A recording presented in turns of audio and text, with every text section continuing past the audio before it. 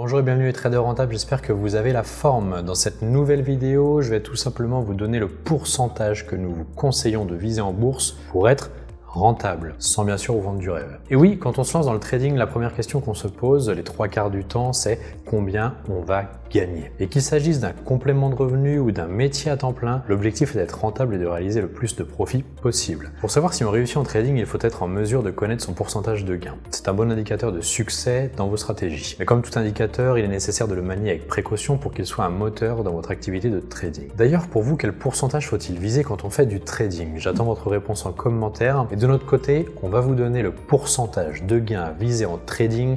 Alors restez attentifs, c'est parti.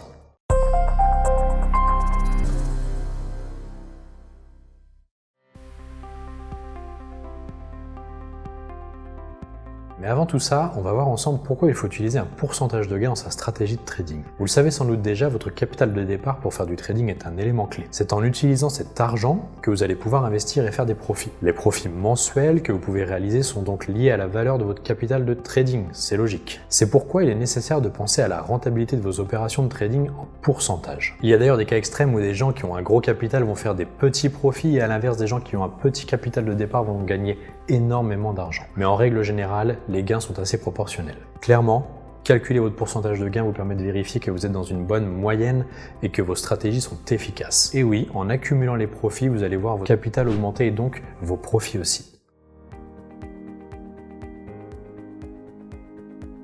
La règle de base, c'est de créer vos propres objectifs. Vous le savez, le trading ne s'improvise pas et ne doit rien au hasard. Et avant de fixer vos objectifs, prenez quelques mois pour vous former et vous entraîner à la manipulation des graphiques. En utilisant des plateformes de démonstration mises gratuitement à votre disposition, vous pouvez en effet développer vos stratégies. Pour en revenir à vos objectifs de gain, ils peuvent être déclinés par jour, par semaine ou par mois. Ils vont varier selon votre niveau de risque et votre style de trading. Mais notre conseil est de fixer un pourcentage de gain sur un horizon de temps qui n'est pas trop court. En effet, il vaut mieux avoir un objectif de gain de 2,5% à la semaine plutôt que de 0,5 par jour. Et oui, si vous avez un objectif quotidien, vous allez vous mettre une pression énorme. Il y a des journées où les marchés ne se comportent pas du tout comme vous l'aviez imaginé et où même vous n'allez pas pouvoir réussir à atteindre vos objectifs, voire même perdre de l'argent.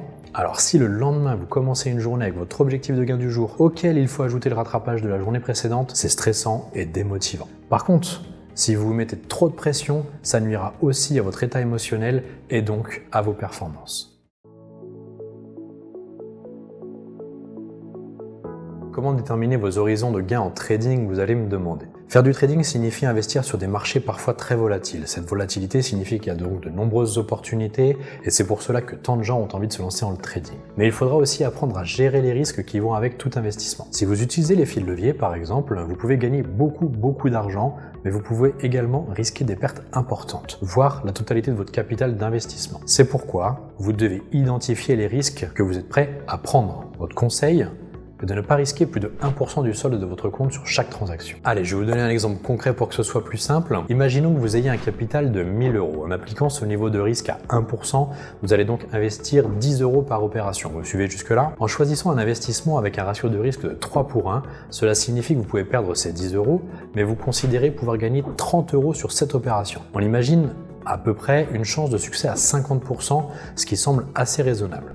Si vous faites 10 trades, vous allez donc en perdre 5 et en gagner 5. Vous pouvez alors faire le calcul de vos gains. 5 fois 30 € moins les 5 fois 10 €, votre gain sur ces 10 trades s'élève à 100 €. J'espère que c'est bien clair pour vous. En faisant ces 10 opérations, votre pourcentage de gain est donc 100 € pour un capital de 1000, donc 10%. Selon votre style de trading, vous pouvez déterminer l'horizon de temps nécessaire pour trouver et placer ces 10 ordres.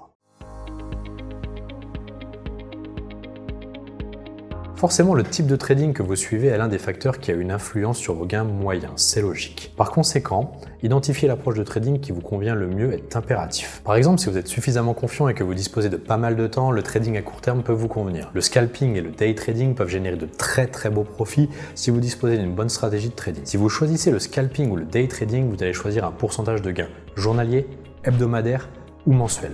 Pour ceux qui disposent d'un temps restreint à consacrer à l'investissement sur les marchés financiers, le swing trading sera sans doute un style de trading plus adapté. Si vous choisissez de faire du swing trading, vos objectifs de gain vont être mensuels ou annuels.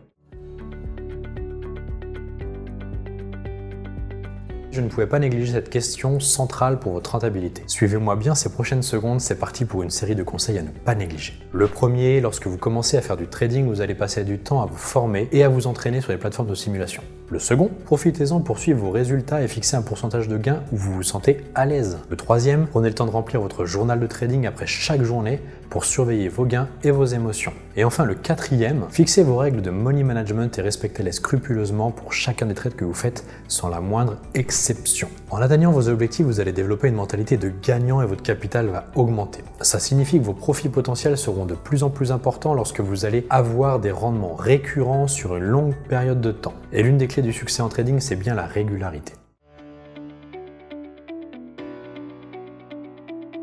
Allez, pour ce dernier point, on va aller un peu plus loin. Il vous faut savoir faire évoluer vos objectifs de gain de trading pour performer encore plus. Comme vous le savez sûrement déjà, le trading, c'est une philosophie mais aussi une expertise. Il faut donc y consacrer du temps et des efforts pour apprendre à maîtriser le marché et mettre en place des combinaisons gagnantes. Mais il faut aussi rester réaliste. Cela ne va sans doute pas vous plaire, mais si vous êtes trader débutant, vos attentes de gains doivent être faibles. Le but est surtout d'apprendre de ses erreurs et de ne pas perdre d'argent. Une fois que vous atteignez un niveau intermédiaire, vous pouvez compter sur un rendement se situant aux alentours de 5 voire 10% par mois. Après avoir réalisé des profits plusieurs semaines ou mois d'affilée, les traders peuvent viser des gains élevés. Comme j'ai pu le dire avant dans la vidéo, l'augmentation de votre capital signifie automatiquement l'augmentation des sommes gagnées chaque jour, chaque semaine ou chaque mois. Car il faut réaliser qu'avec un rendement de 10%, votre capital augmente de manière exponentielle. En prenant 1000 € de capital de départ comme tout à l'heure, un rendement régulier de 10% par mois signifie que vous le multipliez par 10 en 4 ans seulement. Et vous vous retrouvez avec près de 100 000 €. Pas mal, non ?